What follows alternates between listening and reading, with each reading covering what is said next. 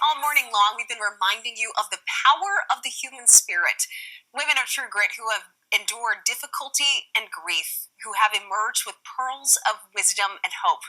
And this morning, we're meeting another woman of true grit. She is the beautiful voice behind the theme song that you hear every week. She's also the daughter-in-law of founder Edie Hand. Victoria Renee Hand joins us now, along with her husband, Linc Hand. Thank you both for doing this. Absolutely. Thank you so much for having us. We're honored to be here. It's certainly our pleasure. And Victoria, you are featured in the book. Your incredible story, and I would encourage anybody to read it. It's in your own words, and it's very impactful. You say something about music healing you, music being kind of the path forward for you. Take us through that. Absolutely. I mean that literally and metaphorically when I say that music healed me. I had some pretty serious trauma as a child. You can read some about that in the book. And I had PTSD, pretty serious case of PTSD. And one of those symptoms was selective mutism. So I stopped communicating. I stopped talking pretty much altogether. And I just one day just started belting out the Little Mermaid song, and it just felt really good. Like the resonance felt good, and it just felt good to sing. And I literally found my voice. And the more I sang, the more I came out of my shell, the more I started to open up and be able to communicate better.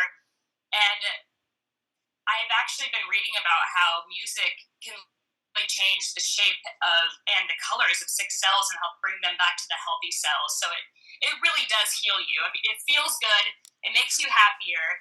You never see angry people singing, right? And it just brought life to me. And I love being able to spread that story so that other people can have the same impact from music that I did.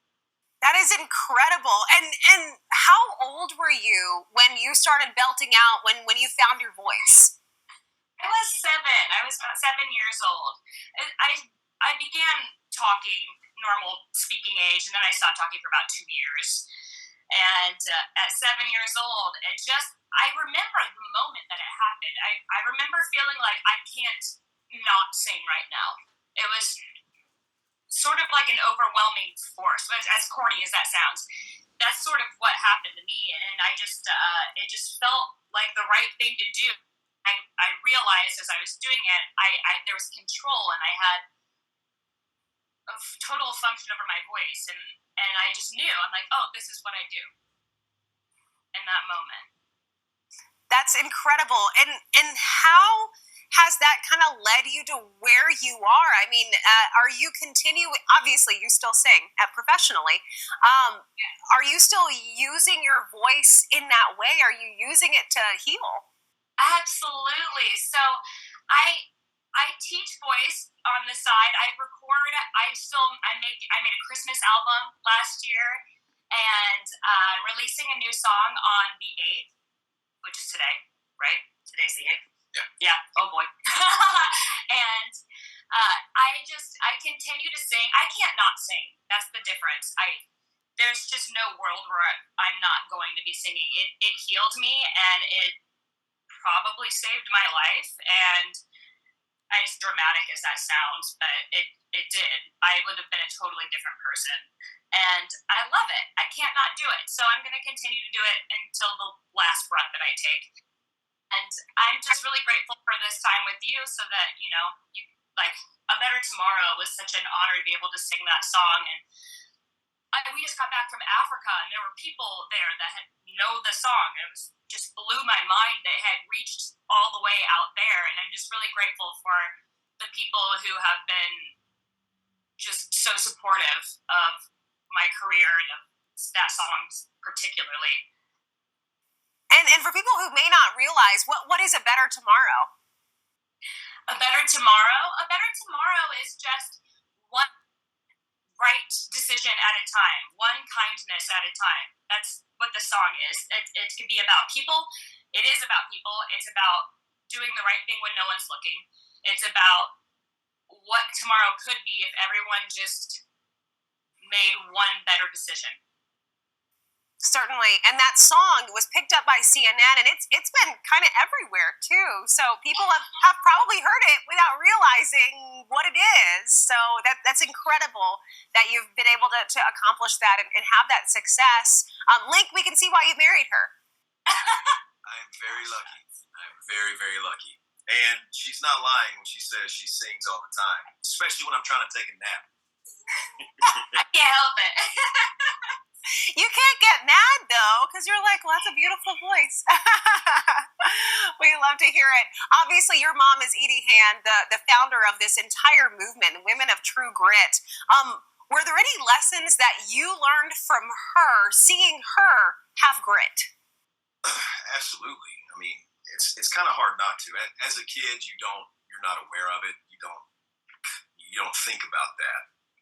As you get a little bit older and you get into your life and career or whatever you're trying to do, hopefully some of those principles have kind of worn off, and then you start to look back and go, oh, that's where I get this drive. That's where that came from. Oh, that habit is from seeing her do this, and her drive and her motor is second to none. And I like to think that that's one of the good things that I've adopted from my mom, is that motivation when there's nothing left in the tank, you find the grit to keep moving forward. And so I like to think that I have a little bit of that, and I learned it from her for sure. So the guy woke up at 4 a.m. to go work out. After being jet lagged, yikes! Wow, yeah, that's impressive. Certainly. Well, yeah, that's grit. You're a man of true grit. We love to see it. I would love to hear from you all. And Victoria, I guess, what is grit to you? What is being a woman of true grit? What does that mean? Being a woman of true grit is being able to find, as Edie always says, trying to find light in dark places. Even if it doesn't feel good in the moment, if it's the right thing to do, just do it.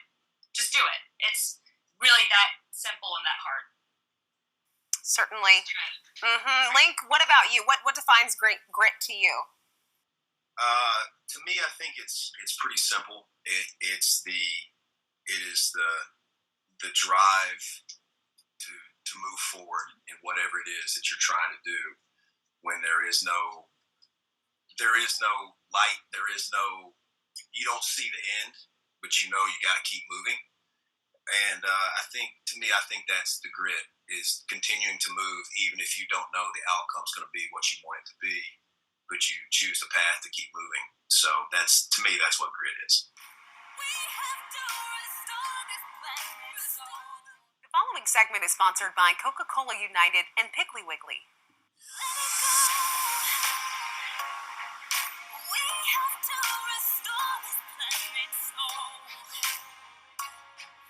Teach it so